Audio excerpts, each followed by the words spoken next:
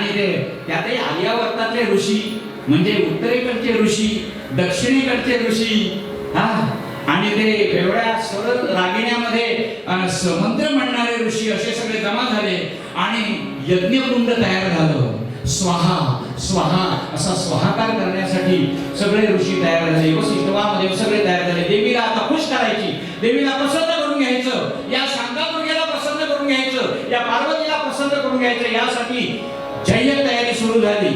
आणि पहिला दिवस सुरू झाला. नेहमीच्या पद्धतीप्रमाणे सुरुवातीचं सगळं पुण्यावचनापासून सगळे जे विधी असतात ते सगळे झाले. नांदी श्राद्ध वगैरे सगळे प्रकार झाले. देवतार्चन सगळं झालं. उपाध्यायांचं पण पूजन झालं. सगळ्या प्राथमिक विधी सगळ्या झाल्या आणि नंतर मंत्रोच्चाराला सुरुवात झाली. पहिल्यांदा आमच्या दक्षिणेकडचे ब्राह्मण आले. दक्षिणेकडच्या ब्राह्मणांचं एक ते दाक्षिणात्य संगीत ऐकण्यासारखं असतं. तुम्ही ते सुब्बलक्ष्मीला ऐकलंय की नाही कधी? उत्तिष्ठ उत्तिष्ठ गोविंद उत्तिष्ठ गरुडध्वज उत्तिष्ठ मदाकांता उत्तिष्ठ मंगलम गुरु, ऐकलंय की नाही? अशा स्वरातले दक्षिणेकडचे ब्राह्मण देवीला आवाहन करायला लागले.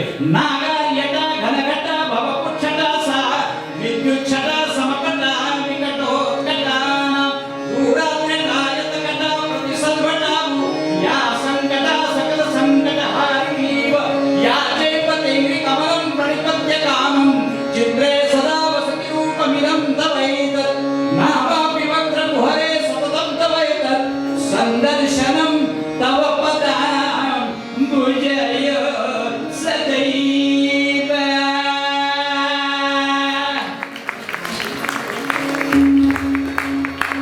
दक्षिणेकडच्या लोकांनी स्वर लावले. आता जेवाला उत्तरेकडच्या ब्राह्मणाला त्यांनी त्या देवीला खुश करण्याचे मंत्र सुरू केले. त्या देवीचा सप्तशतीचा सर्वात शक्तिमान मंत्र आज आपण सर्व भक्तांनी म्हणूया. इथे 3 वेळा म्हणूया.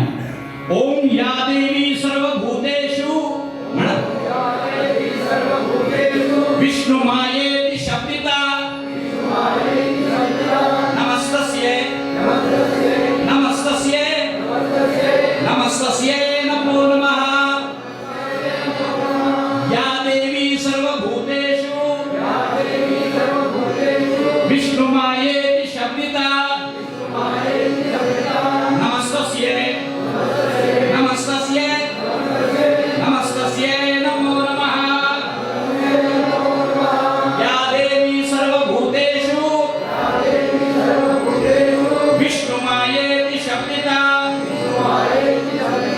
नमस्तस्यै नमस्तस्यै नमस्तस्यै नमो नमः.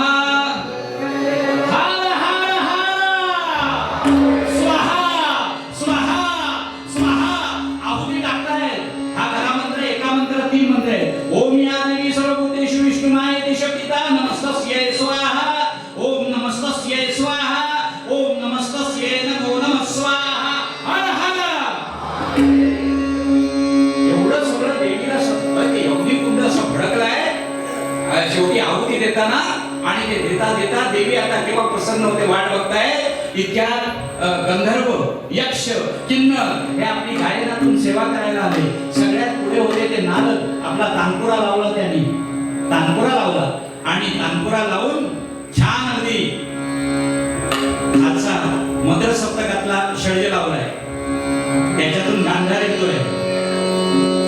तो गांधार आल्याशिवाय तो षड्ज लागला असं म्हणत नाही. कसा कसा असा होतो.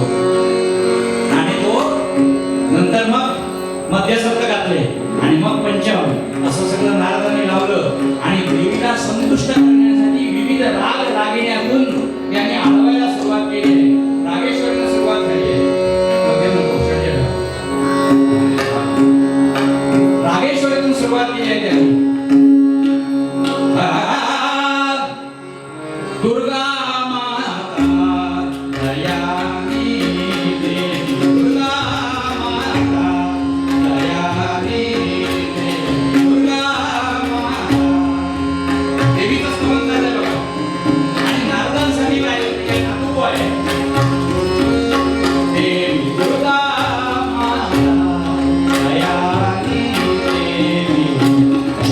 जय मर्दिनी जय जय मर्दिनी जय जय मर्दिनी जय जय मर्दिनी जय जय मर्दिनी भोपाली गाव इस देश में सरस्वती दुर्गा माता दयानी दुर्गा माता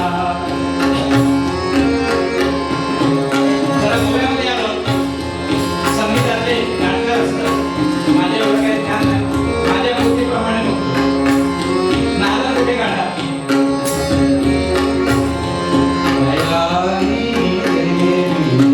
जय जय मर्दिनी जय जय मर्दिनी जय जय मर्दिनी सुरुवात रागेश्वरीने केली आणि नंतर जय जयवंती हा राग जय जयवंती हा शृंगारासाठी आणि भक्तीसाठी वापरतात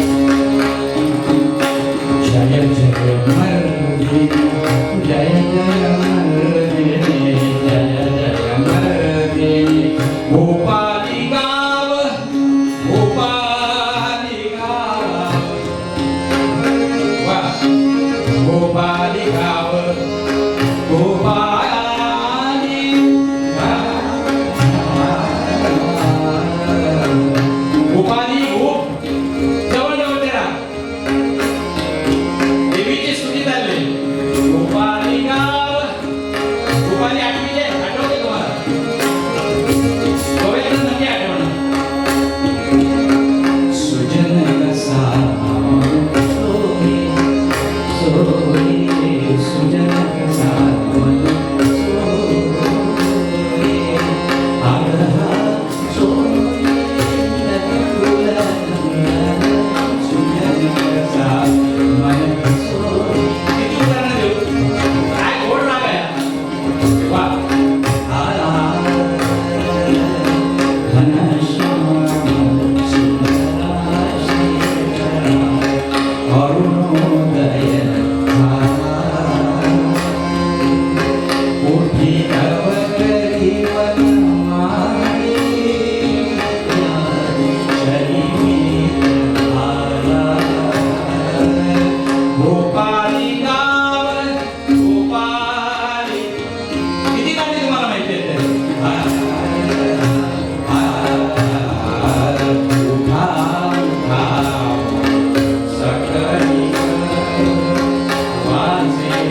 Bye.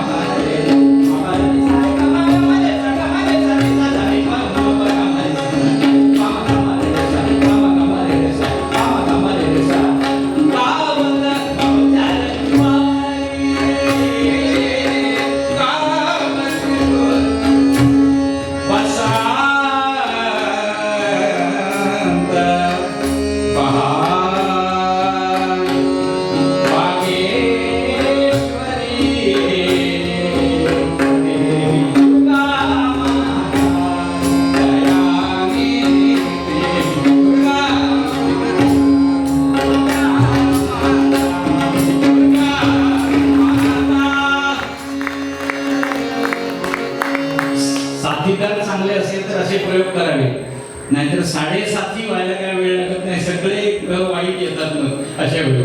पण असं आहे की जयजयकार करावासारखा वाटतो, आनंद वाटतो. नारदांनी एवढं सगळं गायलं तर पुन्हा स्वाहा या देवी सर्वभूतेषु लज्जा रूपेण संस्थिता नमस्तस्यै नमस्तस्यै नमस्तस्यै नमो नमः. या देवी सर्वभूतेषु शक्ति रूपेण संस्थिता नमस्तस्यै नमस्तस्यै नमस्तस्यै नमो नमः. स्वाहा स्वाहा स्वाहा.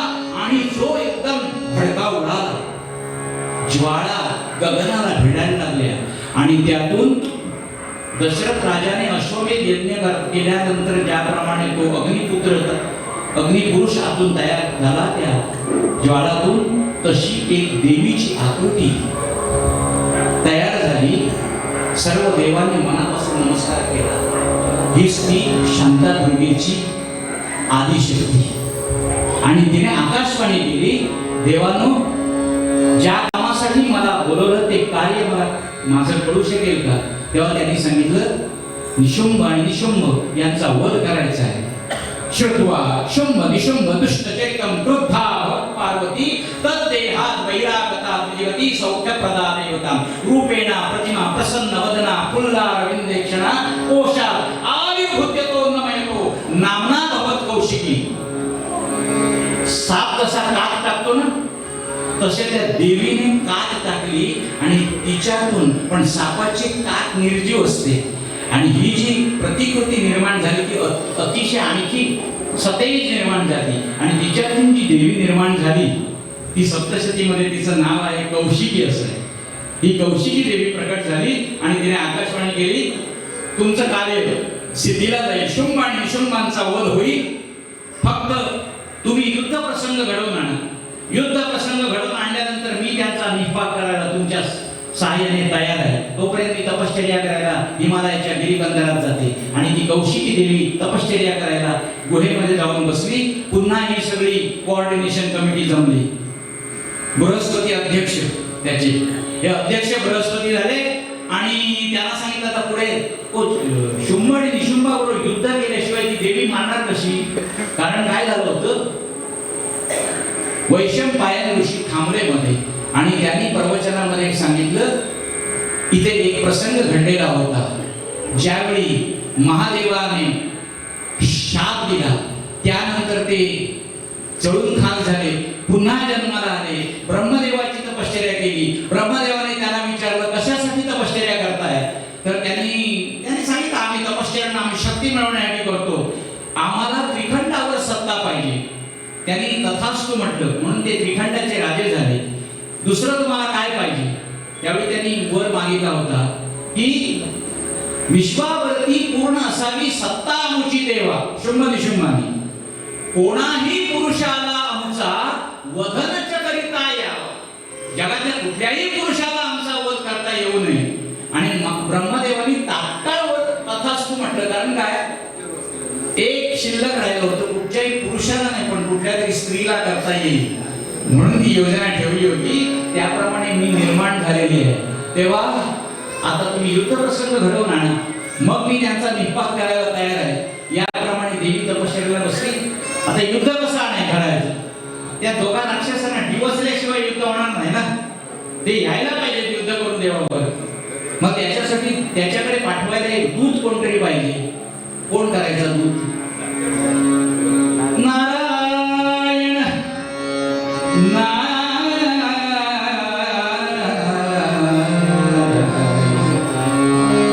नारदाचं नाव घेतलं की सगळ्यांचे चेहरे खुलतात. हे आवडतं पात्र आहे जगातलं. हे नारद म्हणजे असं पात्र आहे की नाही सगळ्यांना आवडतं, कोणाला आवडत नाही असं नाही आतापर्यंत. म्हणून त्या नारदाला एवढी किंमत, एवढा भाव त्या नारदाला उभा केला बृहस्पतीने. म्हणाले तू युद्ध पेटवशील का? नारदाचं युद्ध पेटवण्यात हात कोण धरणार नाही. नारद काय बोलला माहितीये, मी राजकारण करत नाही. नारदाचं वाक्य, मी राजकारण करत नाही पण मला राजकारण कळत नाही असं नाही. मग म्हणाले तू जाऊन दे, पेटवून ये युद्ध. एकदा त्यांना लढाई करण्यासाठी येऊ दे, मग देवीच्या सहाय्याने आम्ही त्यांना मारू.